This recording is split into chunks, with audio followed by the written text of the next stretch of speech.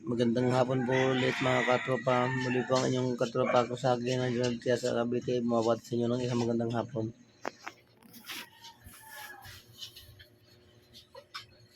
Para mo nangyayari sa ano may YouTube. Hindi nga kasi na monetize kasi kukunti ang subscriber. Kailangan maka-50 ka pataas. Tama na po kayo. Pag-exercise kayo. Huwag puro higa.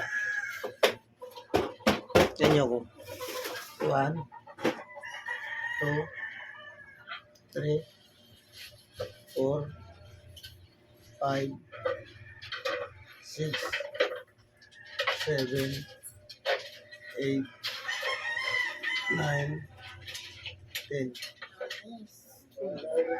1, 2, 3, Kakabit natin 4, Kakabit natin 5, ano ibang kulay. 6, 7, 8, Sabay. 9, 10. At least 10 repetition po by 10. Gawin niyo po yan kahit paano mag-circulate yung mga dugo nyo, mag-function ulit yung mga ugat nyo. Mga muscle, mabuhay ulit. Pa po.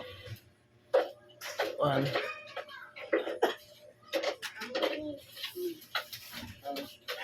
2, 3, 4, Yeah, suntok. Yeah, galing na pa wow. Galing na pa wow. Suntok na. 5, Ang lakas niya. 6, 7, 8, 9, 10. Embo. Kahit araw-araw maka 30 repetition lang po kayo, malaking bagay na po yan. Sige po, yan lang muna po ulit. Bye-bye. Ingat kayo. God bless.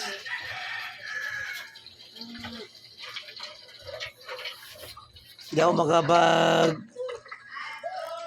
vlog kasi nga po nagpapalakas ako ng katawan, nagko-concentrate ako sa pagpapalakas muna ng katawan. Hindi pwedeng mapwersa eh. Nandito po ulit ako sa Cavite. Baka next week babalik ulit kami ng Batangas. Mas maluwan kasi sa pakiramdam mo yung simoy ng dagat. Kaya mas parang gumaganda ang pakiramdam ko ron. Yun nga lang, di ba iwasan mo, siyempre pag andun ka, namimiss mo yung mga anak mo. Kaya gusto mo bumalik ng Cavite. Ganun lang naman ang ano ko eh. Naging habis ko pabalik-balik. Pag namimiss ko sila, gusto ko bumalik dito, yun. Kaya talaga, tatay eh, di ba?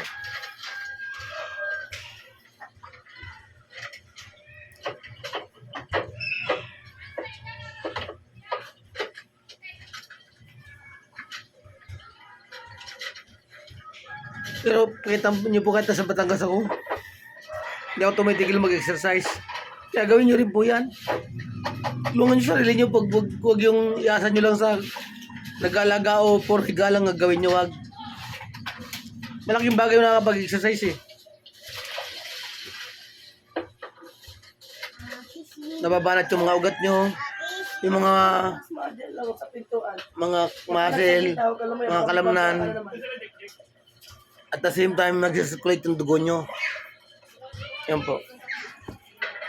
Kung yun lang po, kayo napadpad sa aking munting channel, maaari po paki-like and subscribe naman po para makatulong kayo sa pag-grow nito.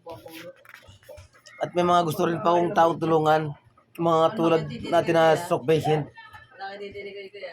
Kaya nga lang wala talaga akong pera para itulong, kaya nga gumagawa ako ng mga ganito. Malay nyo, sortein tayo. Kahit pa paano, makakatulong ako sa kanya. Malinis pa yung tubig nila eh. Hindi man ngayon, sa ibang araw. Yun po ang layunin ko sa buhay. Kaya ako gumawa ng mga gantong short video para ma-inspire din yung mga ibang may karamdaman na huwag sumuko. Tiwala lang po. Tingnan niyo po ako, nung lumabas ako sa ospital, talagang nakalatag lang ang katawan ko sa higaan. Parang tatay niya nakaganon. Pero tingnan nyo ngayon. Dati napakasakit yan, eh. Hindi ko may ganyan yan. Pero ngayon, sa tulong at awa ng Panginoon Diyos, nagagawa ko niyan. 1, 2, 3, 4, 5, 6, 7, 8, 9, 10. At least magawa niyo po yung bagay niyan. Sa araw-araw, malaking bagay po yan. Masakit, naintindihan ko kung nahirapan kayo. Masakit talaga ako man, nahirapan din eh. Lalo na nung una. Mapagod ka. Masakit lalo sa kilikili. Parang mapupunggal yung kilikili. Saan pa kami matutulog? Sisin nyo lang. Mawawala rin yan. Sakit lang yan eh. Hindi na kami pwede matutulog. Mawawala rin yan. Uwi kami ng maaga kaya hindi. Ano ang plans mo? Atid mo kami. Saan? Sige po, hanggang dito lang muna po ulit. Bye-bye. Ingat kayo. God bless.